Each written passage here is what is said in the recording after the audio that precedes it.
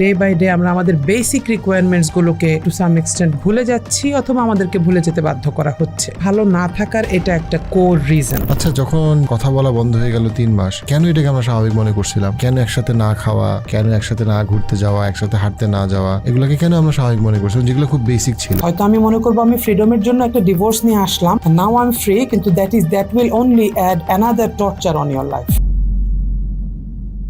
আমাদের আজকের ডিসকাশনের মূল বিষয়টা হচ্ছে কি, যে সম্পর্কগুলো ভালো নেই কেন। আমরা যদি স্ট্যাটিস্টিক্স দেখি, একদিকে যেমন এটা সত্যি যে ঢাকা শহরে ডিভোর্স বা পুরো বাংলাদেশে বা পুরো পৃথিবীতে ডিভোর্স প্রচুর পরিমাণে বেড়ে যাচ্ছে। আরেকদিকে যে সম্পর্কগুলো ডিভোর্স হয় নাই তাদের মধ্যেও কিন্তু একটা বড় সংখ্যকের সম্পর্ক অসম্ভব তিক্ত অভিজ্ঞতার মধ্যে আছে। তারা ঝুলতেছে, তারা প্রতিদিনই বলে ডিভোর্স দেবে, তারা দেয় না। বাস্তবতা, সন্তান, আর্থসামাজিক প্রেক্ষাপট, অর্থাৎ সংসারে ভালো নাই, এই সংখ্যাটা অনেক বড়। ঢাকা সিটি কর্পোরেশনের স্ট্যাটিস্টিক্স দেখি গত 10 বছরে, তাদের কাছ থেকে ইনফরমেশন পাওয়া যায় যে যেহেতু এখনও আমাদের ডিভোর্সের একটা বড় অংশ সিটি কর্পোরেশনের সাথে সম্পর্কিত, যে মোর দেন 60% ডিভোর্স কল করে হচ্ছে মেয়েরা, বিফোর হাজব্যান্ডরা অফিসিয়ালি কল করে। সো মেয়ে পক্ষরা মোর দেন 60% ডিভোর্স কল করে। আইডিয়ালি তো আমরা সমাজে এত বেশি ডিভোর্স চাই না। আবার অ্যাট দ্য সেম টাইম একটা মেয়ে যদি একটা বিভৎস অ্যাবিউসিভ সম্পর্কে থাকে, যে সেক্ষেত্রে কখনো কখনো তার জন্য তো বা তার ফ্যামিলির জন্য তো আসলে ডিভোর্স ছাড়া আর অন্য কোনো অপশনও নাই। সেই জায়গাটা থেকে আপনি যেহেতু অনেক লম্বা সময় ধরে নারীদেরকে নিয়ে কাজ করছেন, শুধু টিচার না, টিচার, ওয়াইফ এবং সোসাইটির বিভিন্ন সেগমেন্টে কাজ করছেন, আপনার এক্সপিরিয়েন্সে, আপনার আন্ডারস্ট্যান্ডিংয়ে কোন সময়ে আসলে মেয়েদের জন্য ডিভোর্স দেওয়াটা উপযোগী? কিভাবে সে অ্যাসেস করার ক্ষেত্রে অ্যাটলিস্ট কিছু ক্লু সে কিভাবে পাইতে পারে? এটা একটা কঠিন প্রশ্ন, কারণ আসলেও একটা রিলেশনশিপ রেখে দিতে বা একটা রিলেশনশিপে থেকে যেতে যেরকম এফোর্ট দেওয়া লাগে, অনেক কষ্ট, অনেক এফোর্ট, অনেক স্যাক্রিফাইস, অনেক কিছু হতে হয়, ছেড়ে আসাটাও কিন্তু আরেকটা স্ট্রাগল, অনেক বড় স্ট্রাগল। এখন এখানে আমি একটা জিনিস, একটা ছোট একটা এক্সাম্পল এভাবে দিতে চাই যে আমরা যখন ফেসবুকে ঢুকি, ফেসবুকে যখন স্ক্রল করতে থাকি, প্রতি 2-3টা মানুষের পার্সোনাল স্ট্যাটাস বা লেখালেখির পরেই একটা ড্রেসের একটা হয়তো অ্যাড আসছে, বা হয়তো একটা লিপস্টিকের অ্যাড আসছে, খাবারের অ্যাড আসছে। এগুলো দিয়ে আসলে ব্যাপারটা যেটা হয়েছে, এখানে যারা এই জিনিসগুলো নিয়ে আরো বেশি স্টাডি করেন, রিসার্চ করেন, তারা আরো ভালো বলতে পারবেন। আমরা আমাদের নিজেদের জীবনটাকে, বিশেষ করে মেয়েরা, আমরা যেটা হয়েছে আমাদের জীবনটাকে গ্লোরিফাই করতে করতে বিভিন্ন কারণে, ক্যাপিটালিস্টিক কিছু এটার জন্য দায়ী, আমি নিজে আমার লাইফস্টাইলটাও এটার জন্য দায়ী, মানে এত বেশি গ্লোরিফাই করে ফেলেছি আমাকে, যে আমি শুধু আমার হ্যাপিনেস নিয়েই ভেবেই আমি একটা ডিভোর্সের ডিসিশনে চলে যাচ্ছি। সবাই এটা করছে, আমি সেটা বলবো না, কিন্তু অনেক ক্ষেত্রে এটা হয় যে আমি অন্য কিছু ভাবছি না। হ্যাঁ, আমি হয়তো আমার স্টেটাস, আমার হ্যাপিনেস, আমার জামা কাপড়, আমার গয়নাগাটি, আমার টাকা পয়সা, ফাইন্যান্সিয়াল ফ্রিডম, সব কিছুকে আমি ডিফাইন করছি by the so called definitions of happiness. আমার চারপাশে আমি যে ডেফিনেশনগুলো পাচ্ছি, এতে করে যেটা হচ্ছে, আমি কিন্তু আর, আপনি যেটা বললেন যে আমি কিন্তু আর ওয়ার্কআউট করছি না আসলে, যে না আসলে আমি কেন সম্পর্কটা ভাঙবো বা কেন রাখবো, এই জায়গাগুলোতে বেশ কিছু আমি বারবার এটা বলতে চাই, ঘুরে ফিরে ওই এক জায়গাতেই আমি কুমিরের খাঁচকাটা গল্পের মতন এসে থামতে চাই। সেটা হচ্ছে আমাদের নিজেদেরকে নিয়ে আমাদের সত্যি সত্যি অনেক বেশি কাজ করা উচিত।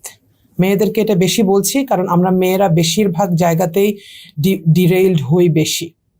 ছেলেদেরও অন্যান্য প্যাটার্নের এই ধরনের জিনিসগুলো হয়, মোরাল ইস্যুজ আসে, অন্যান্য ইস্যুজ আসে, কিন্তু মেয়েদের ক্ষেত্রে যেটা হয়, সিন্স এটা আপনি বললেন যে মেয়েদের তাদের নিজেরা ডিভোর্স টেক ওভার করার রেটটা বাড়ছে, তো এখানে আমার কাছে যেটা মনে হয়, আমি আসলে কিভাবে ভালো থাকবো এবং আমার ভালো থাকাটা কিসের উপর ডিপেন্ড করবে, এবং আমার পারপাসটা কি, আমার লাইফে আমার পারপাসটা কি। হ্যাঁ, আমি ঈদে একটা ড্রেস কিনতে চেয়েছি, সেটা আমি পাইনি। ঈদের কি আমার এটা পারপাস ছিল, বা আমি হয়তো অমুক ইউনিভার্সিটি থেকে একটা, সেদিন আমি একজনের কাহিনী শুনছিলাম, আমার খুবই ক্লোজ একজন রিলেটিভ, উনি বলছিলেন যে আমাকে যদি ঢাকা ইউনিভার্সিটিতে উনি একটা প্রাইভেট ডিগ্রি করছেন, অনলাইনে একটা ডিগ্রি করছেন, বিএসসি করছেন, তো উনি আমাকে বলছেন যে আমি এটার পরে ঢাকা ইউনিভার্সিটির একটা ডিগ্রি করতে চাই, আমি এরকম এরকম প্ল্যান করেছি, এভাবে আমি একটা এমএড করব, যদি সেটা করতে না দেয় আমি চলে আসবো। উনি আগে থেকেই ডিসিশন নিয়ে রেখেছেন, যদি আমাকে সেটা করতে না দেয় আমি চলে আসবো। তো তখন আমি বললাম যে ও তোমাকে এটা করতে দেয়ার কে? তুমি আগে আমাকে এই নিজেকে নিজে জিজ্ঞেস করো যে তুমি একটা এডুকেশন নিবা, ভেরি গুড, সেটার প্রিপারেশনে তোমার কি কি লাগবে, সেটা কতখানি তুমি নিজে কেপেবল করতে, তোমার হাজবেন্ডের সেখানে রোল কি, এগুলো নিয়ে ভাবো। বলে না না আপনি জানেন না, আমাকে অনেক ঝামেলা করবে, দিবে না। আচ্ছা তুমি ওর সাথে কথা বলেছো? বলে আমি জানি, কথা বললেও সে এটাই বলবে।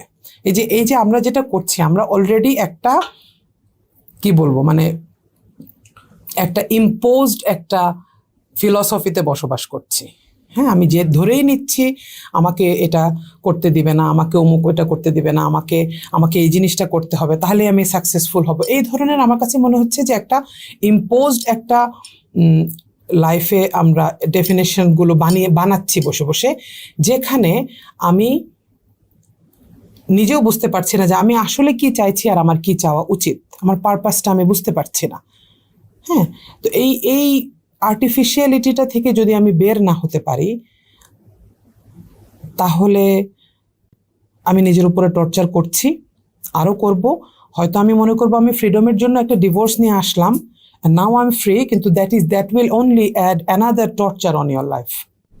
আপনার সাথে কমপ্লিমেন্ট করে একটা জিনিস বলছি, আপনি একটা খুব ইম্পর্টেন্ট পয়েন্ট নিয়ে আসছেন, সেটা হচ্ছে যে একটা মেয়ে যদি সে নিজে স্ট্রং হয়, হোয়াট আই মিন বাই সে নিজে স্ট্রং হয় ইজ দ্যাট তার যে কেপাবিলিটি, হিউম্যানকে ইমোশন, তার নিজেকে ম্যানেজ করার কেপাবিলিটি, তার সেন্স অফ পারপাস, তার থেকে বলতে সেন্স অফ প্রায়োরিটি, যে আমার জন্য ইম্পর্টেন্ট কী এবং আমার জন্য আমার লাইফে কোন জিনিসগুলো আমার পাওয়াটা খুব বেশি, কোনটা নেসেসারি, কোনটা বিলাসিতা, লাক্সারি। আমি যদি নিজেকে স্ট্রঙ্গার ওয়েতে ক্যারি করতে পারি আমার লাইফে, তখন আমি ডিভোর্স দেই অথবা ডিভোর্স না দিই, আমি নিজেকে শক্তভাবে রাখতে পারবো, বিকজ আমি কেপেবল, বিকজ আমি জানি আমার জন্য কোনটা ভালো, কোনটা দরকার না, ওই লেভেল অফ সেলফ ইমপ্রুভমেন্টটা আমি করে ফেলছি। সো কখনো কখনো ডিসিশনটা খুব ডিফিকাল্ট একটা মেয়ের জন্য, যে এক্স্যাক্টলি ডিভোর্স দিলে কি আমার কষ্ট কমবে না কষ্ট বাড়বে। বাট এই ব্যাপারে কোনো ডাউট নাই যে আপনার সেলফ ইমপ্রুভমেন্ট, আপনার এবিলিটি, যে আপনি নিজেকে ফ্যামিলিতে এবং সোশ্যালি কীভাবে নিজেকে ম্যানেজ করতে পারেন এবং আপনি কতটা ভালো বোঝেন আপনার লাইফে প্রায়োরিটি কী, এই আন্ডারস্ট্যান্ডিংটা যে আপনাকে ওই ডিসিশনটা নিতে হেল্প করতে এবং ডিসিশনটা নেওয়ার পরের কনসিকোয়েন্সটাকে বেটার ম্যানেজ করতে আপনাকে হেল্প করবে, এই ব্যাপারে কোনো ডাউট নাই। সো ওই জিনিসটাকে আমাদের অনেক বেশি ফোকাস করা যায় এবং ওই জিনিসটা অনেক সময় ফোকাস থাকে না। অনেক সময় ডিসকাশনটা ইজ অল অ্যাবাউট ও কেন এমন করলো, ও এমন না করলে কি হইতো, ও কিভাবে এটা পারলো, অ্যান্ড অল অফ দ্যাট। কিন্তু আমি কি করলে নিজেকে আরও ম্যাচিওর করতে পারতাম, স্ট্রং করতে পারতাম, কেপেবল করতে পারতাম এবং আমি বেটার বুঝতে পারতাম আমার ইমোশনালি, ফিজিক্যালি নিজেকে ম্যানেজ করতে পারতাম, so that I am in a better position to take the call whether to stay or not to stay. এইটা খুবই দরকার, কারণ ডিভোর্স পরবর্তী একটা বিশাল সংখ্যক অনেক নারীরা যারা শিক্ষিত, তারাও আসলে নিজেদেরকে ম্যানেজ করার ব্যাপারে সোশ্যালি, ইন্ডিভিজুয়ালি, ফ্যামিলি ওয়াইজ এবং আমার প্রায়োরিটি এটা বোঝার ক্ষেত্রে তাদের মধ্যে কিছু দুর্বলতা কাজ করে, যেটাকে সে কাটায় ওঠাটার ব্যাপারে সে যথেষ্ট অনেক ক্ষেত্রে যত্নবান না। যত্নবান হলে তার জন্য এই ডিসিশনটা নেওয়া ইজি হইতো, তার থেকে বলতে ডিসিশনটা পরবর্তী কনসিকুয়েন্সটাকে, তার স্ট্রেস হ্যান্ডলিং ক্যাপাসিটিটা তার বাড়তো। এই ভিডিও ক্লিপসগুলো যদি আপনি মিস করতে না চান, পার্সপেক্টিভ ক্লিপসে সাবস্ক্রাইব করুন।